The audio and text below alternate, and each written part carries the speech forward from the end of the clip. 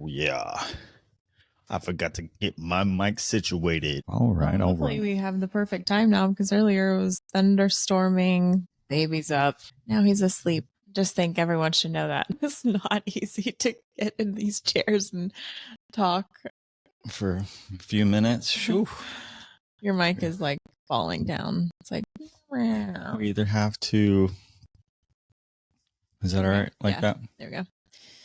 Yeah, we either have to stay up way late at night Which never happens. or get up early in the morning. But Which never happens. no, you wake up early, you go to the gym, or if I wake up early, I'm Yeah. at the gym. So Yeah. we Well, have. he's just getting to the point where he's awake longer and The naps aren't he as doesn't long. sleep long. He doesn't nap long. I don't know where people are getting these like hour or 2 hour long naps. He sleeps for about 30 minutes. We'll see how long he lasts. Do you think that's indicative of you or me? Is that? I don't think it's either of us. I think it's just how old he is right now. I could get a solid 15-minute nap in and feel really good. He does feel good after 30 minutes. It's like, wow, I'm wide awake for another 2.5 hours. But I would just, anyways, we'll figure it out. But I think there is a point in time where he will take longer naps. I just don't know when that will happen. So yeah, that's why he's usually on the podcast, because there's not enough length of time where we could be on here for an hour. So Kayla and I have been 5 months with no babysitter. Yeah, no nanny, no. Yeah. We're the only ones that have watched him. Yeah. Go, Mom. MILF. Yeah. And I like fizz. We got a MILF in the house. Designed by me and available now on our website, haven'tolove.com/merch. Here we go. I think there's a DILF shirt too, but I don't have mine on. Yeah, there's a DILF shirt, but I don't know if you really love Fizz as much as you should wear that shirt. Yeah, I don't love it as much as you do. You would if it was the only thing in the house. True. You stick to your other supplements. Yeah, I need to get off of it, huh? So speaking of not having a nanny or anything, I think we've done a really good job at balancing watching him and still maintaining our workouts and somewhat normalcy. Yeah. Yeah, honestly, I think, we both still have lives somewhat. I know my uncle said that he recently just picked up my uncle from the airport a few days ago. And he said, that's good, Tyler. You're there and you get to be around him when he's so young, because he said I wasn't that present or that available. I think he was maybe still in the military. I think what I've heard, not to say anything bad or whatever, but I just don't think he liked the baby phase. I think he was there. He just didn't want to be around, if that makes sense. Yeah. Which I think that's how a lot of men are. Yeah.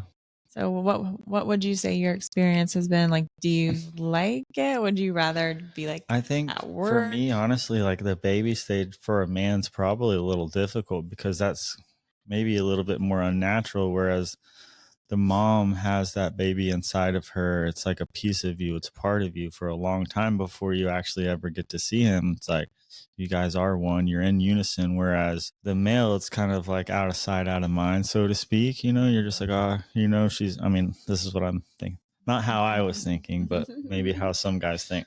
Like, she's pregnant. It's kind of out of sight, out of mind. But then when a baby comes into the world, it's crying, it's loud. I've had those moments where I told you the baby's crying, you're like, oh, give it 2 more minutes, and I'm like, I'm gonna bust that door down. And you're like, Tyler, it's good. And I'm like, my instincts are telling me go get that baby. But so I don't know, I think for some guys it's hard, but I wanted to be there for my child. I want to be in his life. And kind of one thing I was thinking about the other day is how my parents were involved in working out, and then kind of how just seeing them do that and seeing them being happy do that. And now here I am doing the same thing that they were doing. So it was making me think, basically, what family business or what can you do, or what do you do that your children would follow in your footsteps? And I think more so in Oklahoma, where we were born and raised, you see families that have generations of a business. People that come to mind are the Diffees, and they have a car lot in Bethany, and the Diffie, you know, right on 39. And it's like the granddad sold cars there, then his son, and then they got the grandsons, and they were in all the commercials, and now they've grown up. Anyways, I just think it's cool to see families stick with something. And I think for my family and our family, it has been exercise and so much of it. fitness. Well, I mean, it has been for you've been training and coaching women. And so, yeah, it's going to be something that's kind of instilled in him, I think, just because that's where we're going to be and that's what we'll be around. So naturally, I think he's going to fall into that kind of stuff. But going back to what you were saying, I think it's probably a hard period for a lot of men, maybe especially a lot of men in the military. A lot of masculine, macho men probably have a hard time relaxing enough, being in that femininity, if you will, or that nurturing. It might be hard for some people. Maybe they're not conditioned in that way to work that way. I do know a few people that had babies and the husband or man partner just didn't want the baby phase. I don't do the baby phase. Like, come back to me when you're 2 years old, basically. Yeah, I mean, it's unfortunate. I would say that's very unfortunate for the mom and the baby. I can't judge anyone else's process or how they've been through things. So it's, I'm just grateful that you are around and you want to be around, and it's special to see him grow. And with that being said, I think the baby phase, I guess we're only at 5 months, you know, but it feels like 5 years. For me, it feels like he's finally like coming to.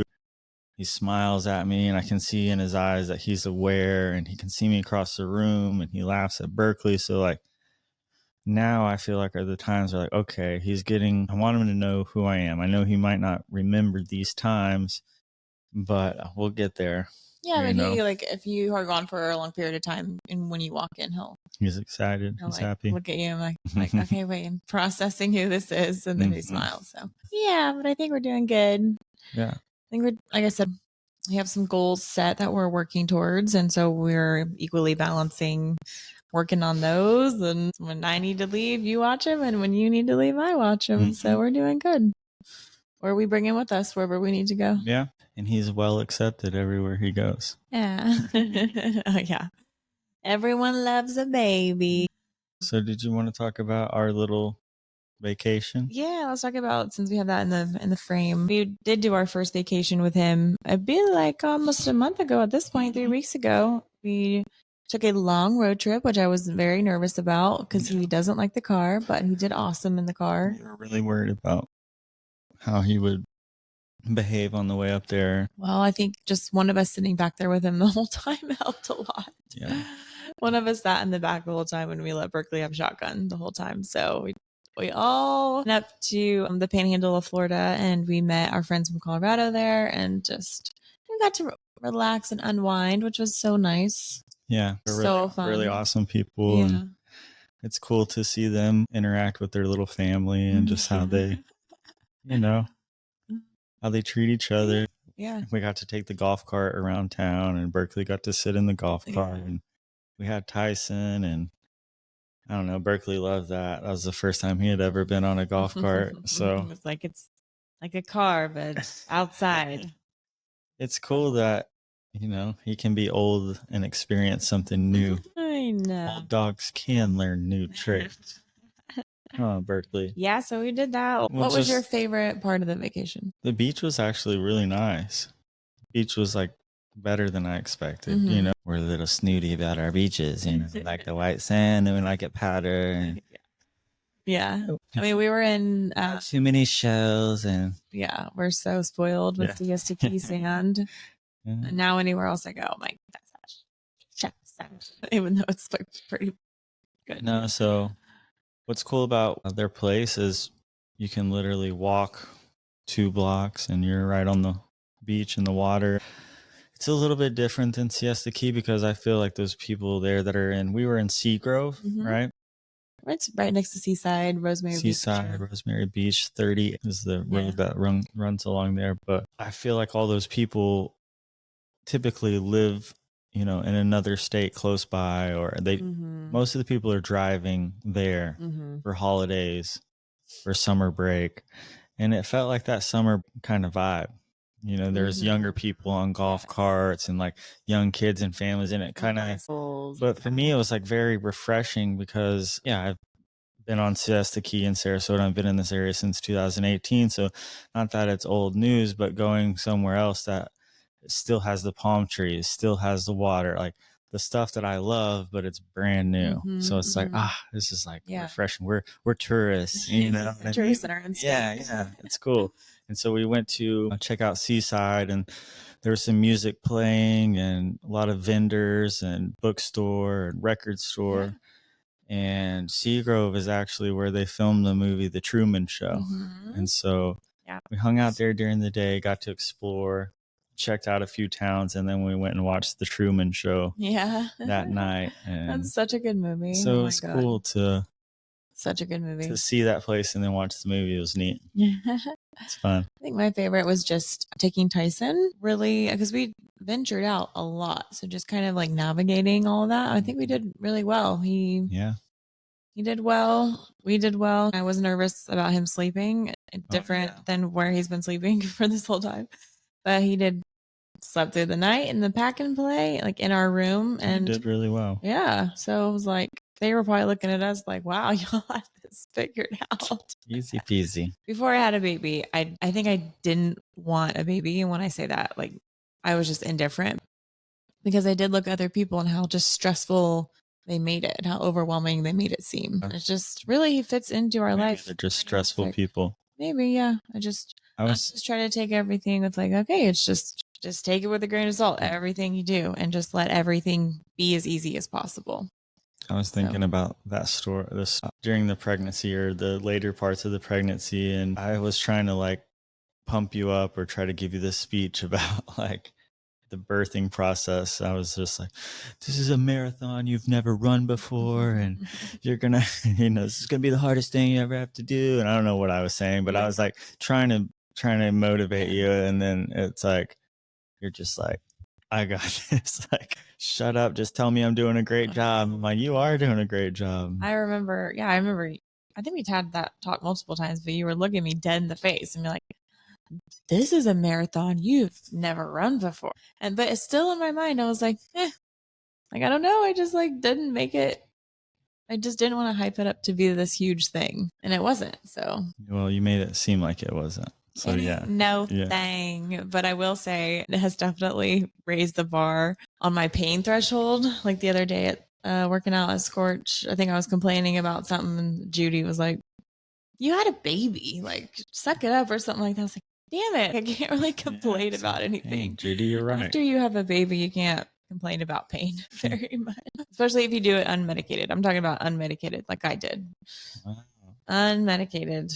I think either way, felt everything. It felt everything. I think, Oh my gosh! But now I forgot about how painful it was. That's what science or that's what biology will do to you on purpose. Make you forget. Yeah, so that you're like, easy. Yeah, I can have another one. You're going, what the heck? It wasn't like this the first time. I can see how people have a lot of kids because after I'm already like, I could do that again. It's 5 months old. Well, speaking of that, not about kids, but it's only been 5 months and here you are in tremendous shape. You handled everything so gracefully and admirably, and now you're thinking about doing a fitness competition less than a year after having a kid. It'll be 6 months. 6 months. Your child will be 6 months old and you'll be competing against other individuals that are trying to be in the prime of their lives. Yeah. Seriously. Yeah. Do we want to talk? Do we want to share about that? Think about that. Yeah. I mean, it's for the first 3.5 months, I was like, maybe. But just recently I've had the epiphany of I need to have a goal to work on, like for my mental state, for my physical state. I need to have something. I feel like people, when they are feeling aimless in life, it's because they don't have any target they are shooting at. So you have to create a target or a goal. I just picture a literal target and then a bow and arrow. The arrows are your actions taken towards trying to hit that bullseye. Do you like to be challenged physically? Yeah. Okay, so let me ask you this. If you like to be challenged physically, why not run a marathon, or why not do some other type of athletic event? Why did you choose to do a fitness competition, or why are you choosing to do a fitness competition? Because I still feel like people that even don't look like they're in great shape can run marathons. Like this is very much like you are in the tiniest amount of material possible, basically, in front of everyone. And so everything has to be tip top shape, good symmetry, lean. Like you're trying to get as lean as possible. Whereas like a marathon, I could still run every day, but eat whatever I want. So I really wanted to get in really I don't good. know about if you can eat whatever you want, Not whatever you but want, when you are in bikini, I think they say that the body fat percentage you want to sit at in a bikini competition's around 10 to 14% body fat. It's kind of what they. And listen, I'm just going to preface this. I'm going to try my absolute best. I'm going to bring my best package, so to speak. I mean, I don't know how physically attainable it is after having a baby in 6 months to look super shredded. Like the first show I did, I was 117 pounds. Yeah. I was 117 pounds. Going to bring the best package. No, we are. That's what you got to do. And it's not about, being shredded or being big or being whatever. It's just about, am I where I know I could be? Yeah. Like, because if you've been in top notch shape, if you've been at peak performance, you know what it took to get there. So am I there? Like just that's all you ask yourself. Like, am I there? Okay, not really.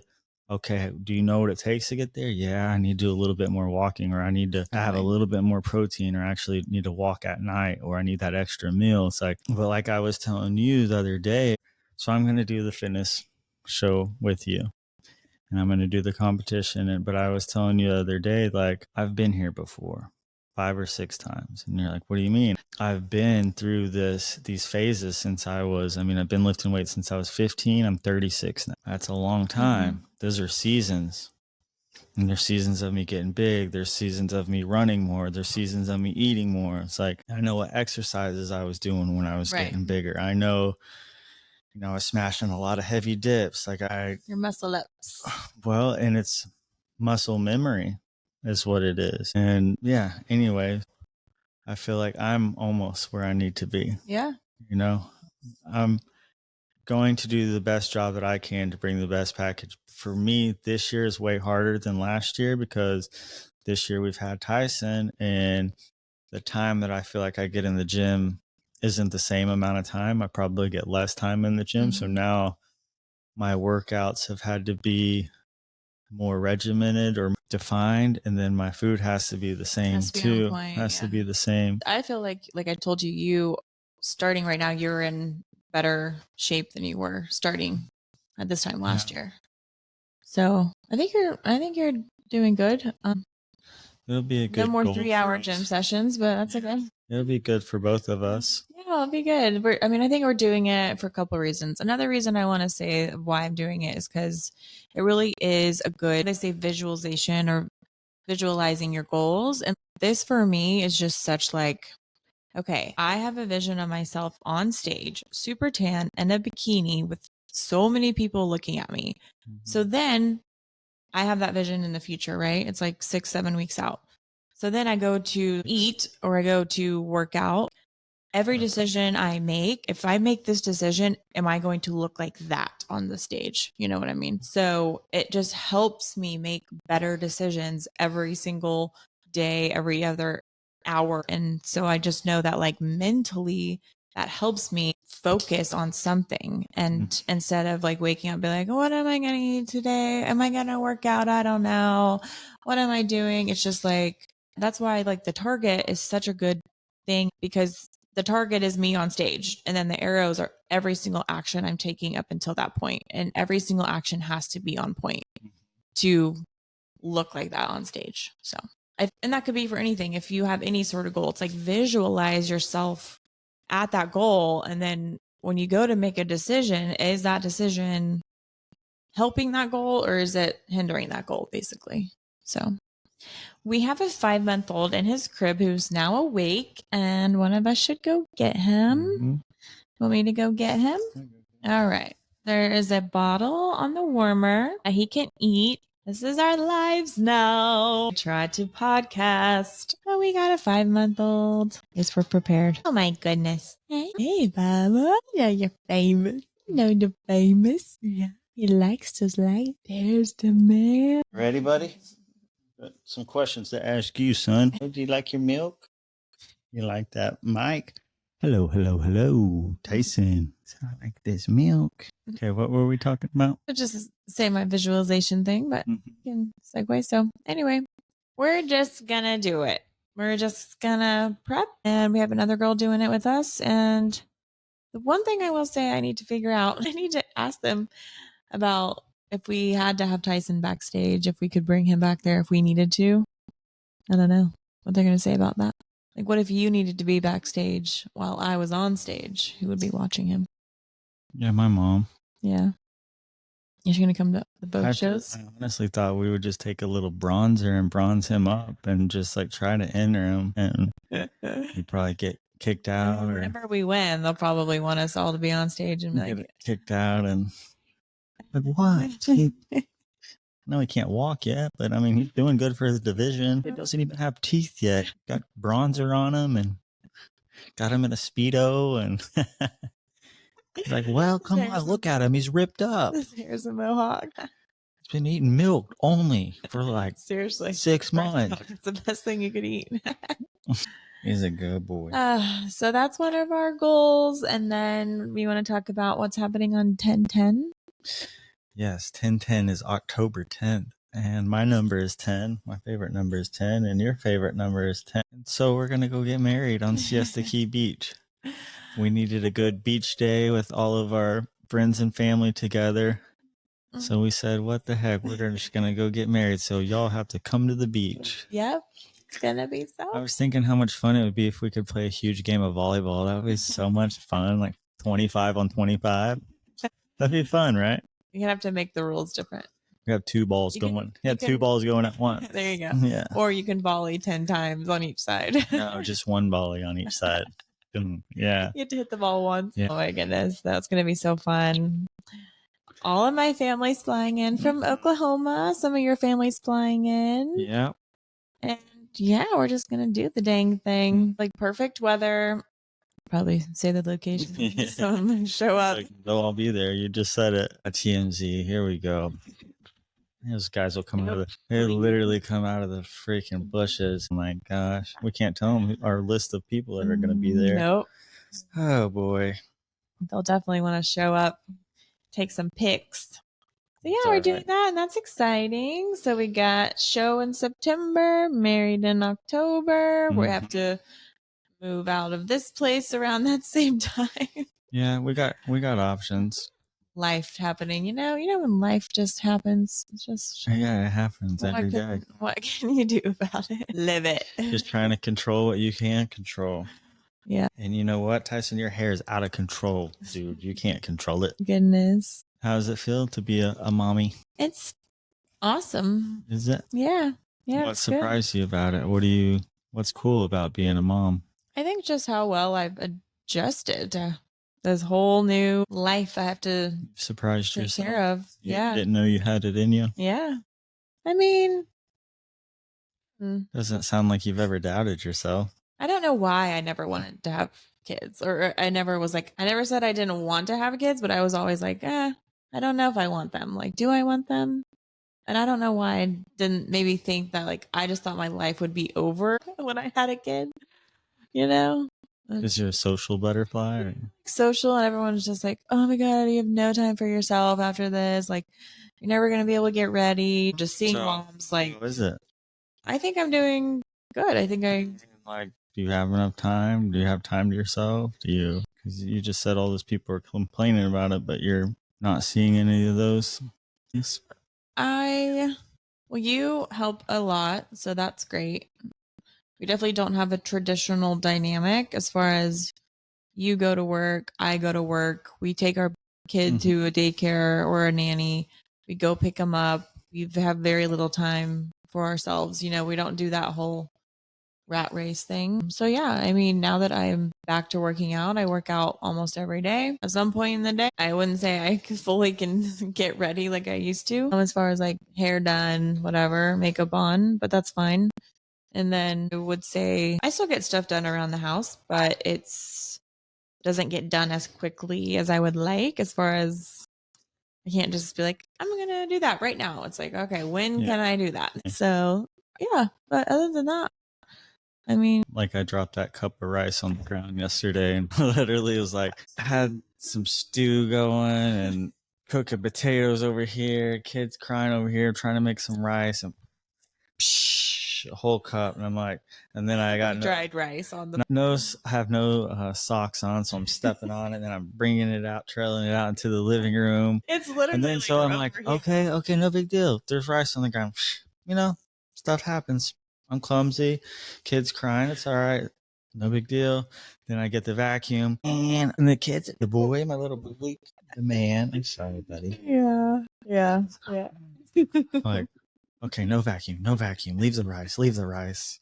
Rice is fine on the floor. The pot's over with the boiling water. Oh, potatoes are done. Can you not stand in your skip pot for 2 minutes? I mean, Dad's got to cook potatoes. Are you kidding me? Just trying to cook lunch, son. I know you want to eat too. I got one hand on the bottle, one hand on the skillet. Don't touch your foot on the skillet, son. Burn yourself. Dad's got to eat. I mean, yeah, there's moments like that where it's like everything seems to happen all at once. I literally learned how to pick stuff up with my feet. Well, yeah. I'm like, got him. I'm hand, pick this up, put it in the trash over here. Right now. You need to. If you're listening to this, you can watch it on YouTube and get a little glimpse. Is that funny? You really think that's funny? Just laughing at picturing you yesterday. Just wish we had cameras in our house. What happened? Just what you were doing for that happened. Just the look on your face. I would love to zoom in on that. Just disappointing. Not only did I lose a cup of rice, but made a mess too. Just walking because you texted it in the group and you were like, cup of rice all over the floor, and I was like, surely he's joking. But I walked in, I was like, no, that was not a joke. Not a joke. My goodness. And I'm pretty sure you just like left the house. Everybody have a good day. Gotta go. I just gotta go to work. Yeah. Stew's on the stove. Gotta go. Food's in the microwave. Dad's gotta go. Rice on the floor. Don't worry about it. Get it tomorrow. So why do you want to do the fitness competition? I have always really admired cool physiques. So people that have like an awesome physique, I'm like, dang, that's badass. I just always have admired it since I was young. And my dad was always lifting weights. My mom was in the gym lifting weights, and they were just into it. So when I was young, I was into it. And I just thought people's muscles were cool and being jacked was awesome. And so when I was probably about 15, and I started getting into weightlifting, and I would go in there with my mom and dad, and I trained with both of them, and just really got into the gym, you know. And but here you are 15 years old and you're looking at magazines of bodybuilders. It's like, you're 15, your testosterone's not even going yet, you know. So for a long time I've admired those physiques and thought it was cool, and now I'm finally grown enough and mature enough and far along in my own self-development journey and skilled enough and knowledge enough in the gym to know how to do it. And like I said, this is what I would consider another season of me doing this, even though this will only be my second competition. I want to do it because I think it's one of the most masculine things you can do. Create a physique, and you can do it if you have the willpower, the knowledge, the time, the discipline. And why I want to do it is to show other people like it can be done and you can do it. And that's one of the reasons when I came out to Florida, I just started running. I started losing weight. I started getting in the gym, and I wanted to set an example for all my friends back home as to like, hey, like I can do this. You can do it too. Some of my friends, it's taken 5 years or 6 years for them to see that and be like, damn, he's on it. Like he's on to something now. Like I'm going to train with him. I'm going to work with him. Yeah. You know, and so I think the reason why I do it now is to show people what's possible. If I can be a little scrawny kid from Yukon and go compete, in Sarasota, Florida at a physique show and do well and be able to go to nationals and compete there. Like, to me, honestly, it's not about going pro. It's not about being a career as a physique person. It's about me bringing my best package. And I hate to say that. I just want to do it and show that it can be done and have the pictures and the stuff for him and the trophies to show, like, yeah, I did put my time and effort into it. I said I was going to do that and I went and did it. And then I'll probably move on to something else. Like, I think it's awesome. It's cool, but it's not my number one thing. It's just one of my things. Yeah, I think whenever we both do it, I think it just will go to show that if we can have a 6-month-old and go up here and, without a nanny, without a babysitter, we don't have a ton of time to work on this. But the time we do have, we're making sure every moment counts with our food, with our workouts. And then, so hopefully he'll get to see his parents do really well and just show families that there's no excuse. Kids are not an excuse for you to not take care of yourselves. Yeah. So. Yeah. You can say it makes it more challenging, but you could also say that it makes it more rewarding. So he should be the reason that we're doing it for him, for us, for him. So, yeah, I think it'll be cool. We'll see. We shall see. Yeah, it'll be good. It'll be funny because it'll be almost 10 years that I did my first one, and this will be my second one. And you think you're going to take another 10 years off, or? I was not taking time off, I will tell you that. I was just, she took off. You're like Garth Brooks. You leave like in the prime, like prime of my life. I'm gonna leave for 15 years, take a little hiatus. Yeah, I did. I man, gotta raise my girl, man. I know I'm the best out, but gotta go do my thing. Gotta leave on top. Just make people wonder what happened when you make a comeback. But yeah, so anyway, 10 years, that's crazy. 10 years. And then another 10 years I'll do my third. But yeah, it'll be almost 10 years. I did it November 2014 is my first one. But a lot has happened. I'm just curious to see what I look like side by side from that. Obviously, I'm not going to be 117 pounds. There's just no way. My personal goal for the show is I just want another trophy. I want a trophy, and I want to get first place in men's 35 plus physique. You will. I will. Yes. Where there's a will, there's a way. No, I want to win that title of 35 plus men's physique. Okay. And the open, not just your class. I would like to win the open, but I mean, my class. Don't say but. My class, I definitely want to win. Yeah, I got second. What did you win? And you won your class last year. Okay. Yeah, so I have to repeat and win it again. You need to win the open. I would love that. 35, because there's 4 classes. You won your class, right? I won one, got second in one, got third in one, got third in another. Or no. I don't know. You got like 2 trophies and 3 medals in there.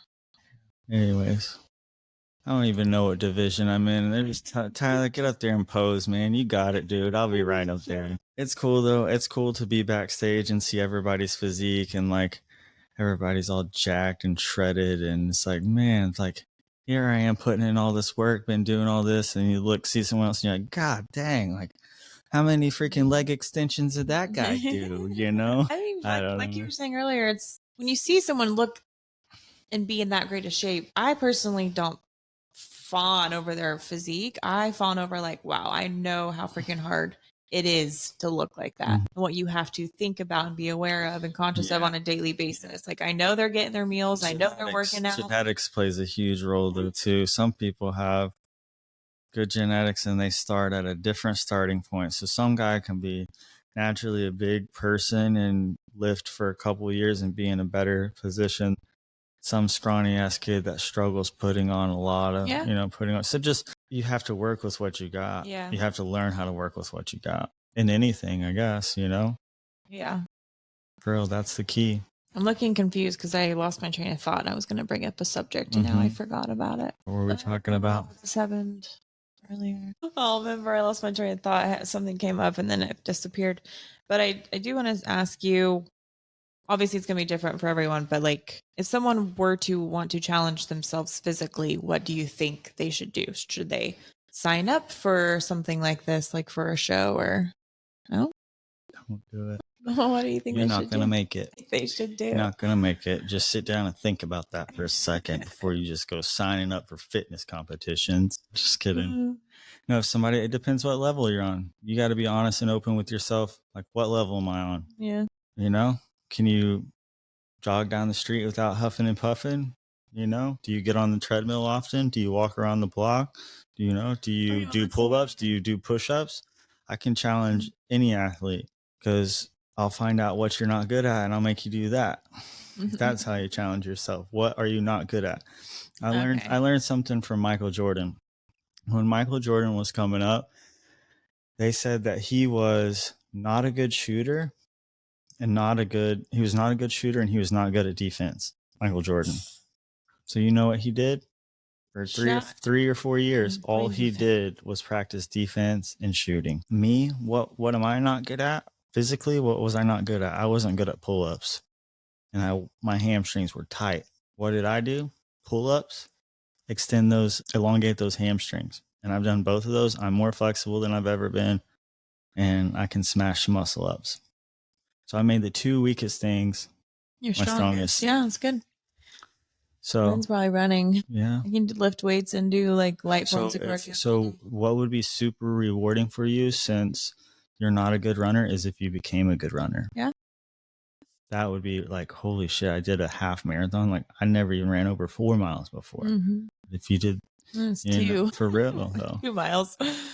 Yeah. That's how people can challenge yourself because like David Goggins has it figured out as far as he jumps right into whatever the thing that he's scared of is. Yeah. Yeah. So he says they have this like simulation goggle things and the shark thing. Yeah. Yeah. And they told him, he said, what are you most scared of? He's like, sharks. And they're like, all right. He's like, fuck, put me in there. Let's go.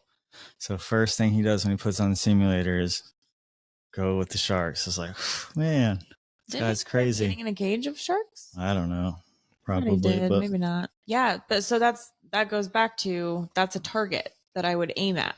If I was like, okay, I'm going to do a half marathon. I suck at running. I have a really bum knee that when I do start to run, it starts to hurt. So my actions would be doing the slant board, doing the sled, walking backwards on the treadmill. So just like these daily things those are like my arrows to shoot at the target. It's like the target is the half marathon. All these actions I would have to do daily in order to hit that target. Mm-hmm. That's where I just think people are not happy in their lives, or like I said, aimless. Is just like they don't have anything they're working towards. And we've talked about it before, like having a goal creates that positive emotion and positive momentum. So doing those little things would actually make me very happy because I would see the progress. I would be proud of myself for showing up, for doing it, for checking it off the list. And then I'd be really proud of myself when I actually did the half marathon. So set a goal. Of course. Great habits. You're going back to sleep. Well, I can't remember what I was. Why do you want to get married to me? Because I know I want to spend the rest of my life with you. And I mean, at first I think we were like, oh, marriage isn't super important. Like we know we're going to be together. For me, it's more of like I've said before in my podcast, like you're the person I always want to work it out with. Even if we're fighting, questioning, it's like, I know that I want this to work. So I am willing to put in the work. Whereas like past relationships, I probably just would have been like, whatever, like toss them out. But I know that I want to work on it with you. I know that we are meant to be. I think you've helped me a lot emotionally and just shedding a lot of things that I probably didn't need in my life as far as what I thought was important. And I've gotten. I knew that when we met that I would want to allow you the space to become who you felt you needed to become. I think what I was getting from you or what I had felt was that other guys may have tried to like put you in a box or like tell you what to do. And even though you want guidance and direction and a man to be the leader, you have to kind of find your way a little bit. And I think that's kind of what you've been doing. Yeah. I don't know. I think you've had to find your own way, but I wanted to allow that space for you to be able to do that. And I don't think a lot of people would be able to allow you that room to grow and learn and kind of find yourself. Definitely had to be really patient. Yeah, a little bit. I'm pretty patient, but because there's just like the other day I asked you, I was like, well, when did you figure all this out? Because you have a lot figured out as far as life and people. Like I said, what's important. I just like, when did you figure it out? And you basically said you figured it out in 2015. And then I was like, well, I didn't even have the epiphany that I needed anything to be figured out until 2020. So you're basically 5 years ahead of me as far as all that. I wouldn't say that. I would just say that we're skilled on different subjects or knowledged in different areas, and you've paid attention to other things, and I've paid attention to different things. I think I have some good mentors and people that always allowed me to be myself and encouraged me to be an individual, and that being my own individual was okay, and that was encouraged, kind of how I grew up.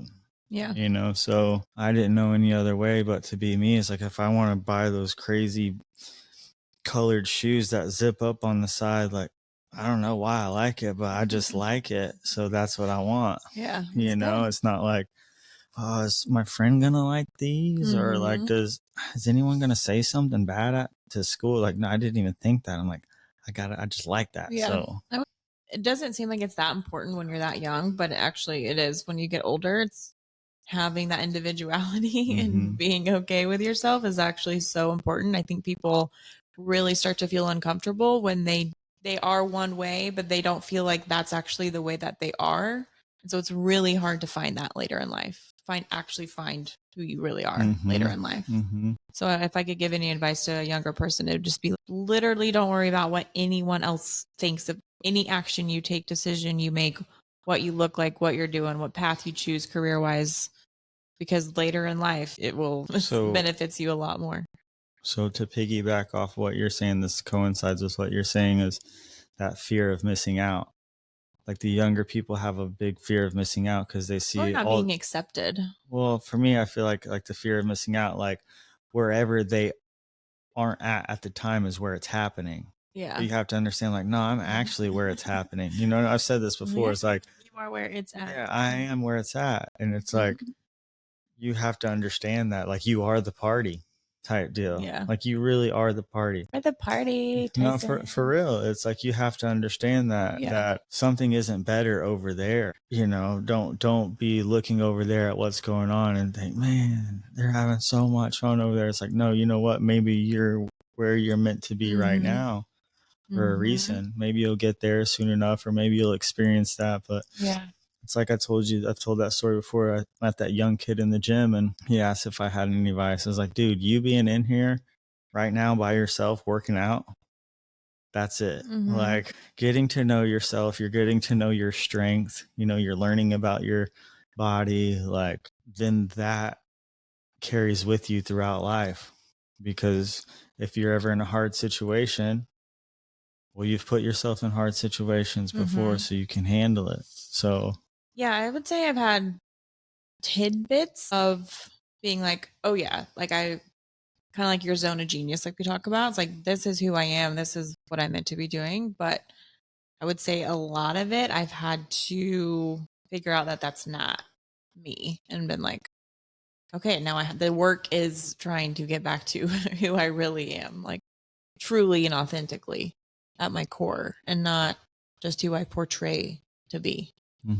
So who do you think that person is? Who do you think you really are? I don't know how to really answer that, but I will say, and I keep referring back to it, I think that list that I made on the fridge is who I am. It's the things I like to do that makes me happy, that lights me up. And it's usually being creative in some way. Music, I love music, helping people. That's really it. It's creativity, helping people, and some form of music or a creative activity. So then all the things I wrote down is okay, that's the things that I need to constantly be doing for my true and authentic self to actually feel nourished. You need to be in that creativity or that zone or that flow. Yeah. Like I said, I've had tidbits of it, but I haven't been in there's some seasons of my life where I'm not doing it hardly at all. And then some I'm kind of doing it and ebbs and flows. But yeah. So you actually, that subject reminded me of what I was going to say. And I was going to talk about how we both got off social media. And so, oh man, that could be a whole episode in and of itself. But what's funny is Not really. There's nothing to talk about. It's not I want to talk about how people probably think we're freaking crazy for getting off social media. But why would they think that? I don't know. I don't care what they think. I know you don't care. But I think, I would say a lot of people do things just for social media. Like they would participate in something just to talk about it on social media. So I think like us doing this fitness competition, like we're not even talking about it. We're not posting about it. We're not. I might open up my account to repost my winnings. Well, after the fact, yeah. I just think a lot of people only do things for social media. And if they could not post about something, they probably wouldn't be doing it. Yeah. Well, a lot of people have had social media or technology in their life their whole life. Yeah. Some people don't have a life without it. Yeah. So we got off social and you got off of it first. And yeah. So when we were going up to Seagrove on our vacation, I just deleted Facebook and Instagram off of my phone, off of the homepage. I still have it like on my iPad or computer. I haven't been on it, but just in case I ever wanted to talk to those people, some of those people on there, I don't have their phone number. So, but if you love me and care about me, you probably know how to reach me. And yeah, exactly. A lot of people probably don't write or call or text anymore, but I've been more sending videos and pictures and calling people and FaceTiming people. And I feel like even my relationships around me, like my grandmother called one day and I told you, I was like, have you ever played the game where you just let the other person talk and like let them hang up the phone first? Like you don't be the one to say it. Yeah. Sometimes the game can last a little while, but I did that with my grandma the other day. She called and I'm like, she wants to talk. So I just let her talk. And I was glad that I'm able and mature enough to think like that and to let her talk. Yeah, because we all need that safe space. And I'm happy that I get to provide that kind of safe space for several people. I mean, it is eye-opening how addicting it could be when you don't have it, because every time I go and I just have like 10 seconds, I go to my phone, I'm like, oh yeah, I forgot I haven't done that at all. Yeah, I'm getting better at it. But what I will say now is every time I have that instinct to like go check my social media, I just go to my text instead and I'll text someone like, yeah, hey, how are you doing? So it creates a little bit more personal. And like you said, anyone who needs to talk to you knows how to get to you. And I feel like it's helped me just actually talk to my friends more instead of being like just watching their lives from the outside, just like, hey, and talking to them for real. So that's been good. And then like another epiphany I had when I saw someone on Facebook, this was like a day before I deleted it, because this was just really sent me over the edge. I'm like, this is so stupid. But I saw someone and they posted like 100 photos at once, and it was from like a party. And they basically said someone had thrown them a party, like I think it was a surprise party, and they were like, all of my favorite people were there, my friends and my family, all of my favorite people were there. So then my mind goes, if all your favorite people were there and they were all experiencing and witnessing it, what is the purpose of posting it, showing everyone else online? Well, to be honest with you, I'll defend that person, because I told you when we had Tyson, I was like, I'm not posting my child on social media because there's freaks out there and who knows what's going on these days. But as soon as we had him, I'm like, I'm showing him to the world. I don't care. Look at this man. I'm proud. I'm happy. So I feel like if you got something to show, share it. Who cares? Like, whatever. If you feel comfortable enough to share it. But you're right in the fact that you kind of caught her. It was a her. You caught him. I didn't say it was a him. You caught this person. I'm just saying that's where people they would just want to post everything about their lives. Everything. It's so annoying. I'm just kind of over that. I'm over being like, even just, I admit it was a problem. It was like, I felt like I had to just post something every day. Like I had to post something every day, like whether it was a story or something, just for people to know what I was doing. I was like, why do I feel the need to do that? I just think you know how many people have contacted me and asked me like why I'm not on social media and why I'm not posting and why 0. Nobody. Yeah, same. Nobody cares. Yeah. Yeah. They don't care. They're not like, what's Tyler I going to know. post today? Yeah, totally. But those lazy asses, people have commented accidentally. I've had people like when I used to post videos of working out and stuff, I had this one girl comment and send it to me thinking she was sending it to someone else. And she's like, look at this. What is this guy like? Something, what does this guy think he's doing? Or what, you know, look at this shit. Something like, you know, she sent it to me and I didn't say one word. She sent it to me and then unsent it accidentally. Like, and I saw it. And then I think she blocked me. And I was just cracking up. I'm like, who cares? I'm doing push-ups in the kitchen. Like, you think I'm thinking about you? I don't give a damn. I'm showing you, I'm smashing push-ups all the time. Like, I'm like I told you, when I came out here, I was like, I'm changing my life. I'm changing things and I'm going to get a hold of myself. And if I got to do push-ups in the kitchen and post it, like I'm showing you guys that this is what it's going to take to get to where I want to go. But now I feel like I'm in that place where I have other things to worry about and other things to focus on. And I just think it's a distraction. Like I said, there's no distractions, head down, just hitting our goals. I heard someone say, you know, Quentin Tarantino, the movie producer, is Quentin Tarantino posting what he's eating, what salad he's eating for lunch? You know, it's like, no. But is everyone going to run to the movie theater to see what movie he produced? Like, yeah, because that's what he does. He focuses time and puts it in on that movie, and that's what you're going to go watch. So plus, you don't need the validation from people to do what you should be doing anyway. Yeah, it's his art, and that's what he's going to do. Like, people just want to, I swear, people just do stuff for social media. Like, I think I even asked the question one time. I was like, if you could not post about this, would you be doing this? You know what I mean? So it just takes a lot of pressure off of a lot of things, I think. And then finding that validation within yourself, not needing people to like or comment on your shit. Well, like I've said before, we're in the beginning stages of the navigating of the whole internet. Like, so social media, all that stuff is fairly new.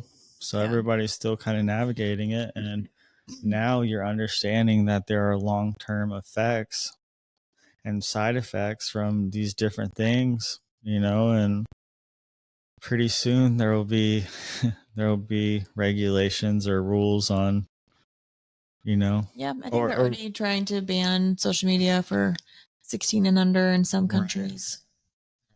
Yeah, I mean, the mental effects it has on young kids. But here's the thing is when you start banning stuff and outlawing stuff like that, it's sometimes going to have the adverse effects. So it's like you're telling a kid not to be on social media. Well, what does a kid want to do? You're going to tell a little boy to don't look at porn. What's he going to do when he goes over to his friend's house? Like, the best thing that you could do is be open and honest and be real, because kids are going to find out.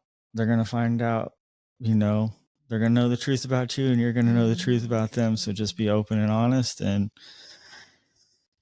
kids you just have to educate, you know, if you're going to allow something, just educate around it and just be like, this is what could happen. If you ban something, people want what they can't have. When I was a little kid, I think I think I was in 5th grade. I tried to smoke a cigarette. And there was other kids that were probably like 7th or 8th grade. They were like older than me. And they'd steal their mom's cigarettes and they'd go out by the pond and like 3 or 4 of them. Tyler, it's like, okay, I'll try the like big long cigarette, you know, but it's like, I remember my dad told me, if I ever catch you smoking a cigarette, I'm gonna make you smoke a whole carton. I'm like, smoke a whole, take 2 puffs off the cigarette. I'm proud to say I never taken a hit of a cigarette. And that's comes back to why you're my wife. It's so hot. That's so hot. I'm so proud of you for that. That's how I know it's meant to be. You're good. If I asked you why your lungs. So why do you want to? So if I asked you why you want to marry me, you'd say she's never smoked. She's got the pure lungs. She's got the voice of an angel. Have you heard those lungs? Fresh and pure as the driven snow. I don't know. I got that off a movie, I think. Okay, so we will end with why do you want to marry me? Oh, you're my best friend. I've fallen in love with you multiple times. We'll have to go on more podcasts to relive all those moments. But no, you're just, one of the first times we were ever hanging out, I remember I was with my friend and I'm looking at you in that red bathing suit on the beach, and my friend said, she's out of my league. I said, well, not mine. I'm like, that girl's right in my league right there. And I just knew. It was just like, man, I liked you, early on. And I knew, I was like, man, if this girl gives me the time of day, if she really lets me love her, I was like, that's going to be my girl. And so I knew early on. And I think the reason why we're going to be together forever is because, even though you didn't know you wanted to be a mom, even though I didn't know I really wanted to be a dad, I think what two better people to have had a child and to, leave this legacy. So I think we're going to make a good little family. And I don't know two people that deserve to be together more than you and I, and two people that deserve to be happy. So the reason why I'm going to marry you is because you're my best friend. You're honest. You're loyal. You're the best looking girl I've ever been around. You can smack a golf ball. You can play ping pong. You're pretty decent at pool. Everything is like you're the yin to the yang. You're my order to my chaos, and I'm your order to your chaos. So that's the definition of the yin and yang, and that's the definition of harmony. So that's what we are. That's what it is. All right. Well, that will be happening in a little over 2 months. Yeah. I'm excited. It's going to be cool. All right, guys. Got a pretty good episode in there. So. All right, guys. All right. Gotta go reload on the milk.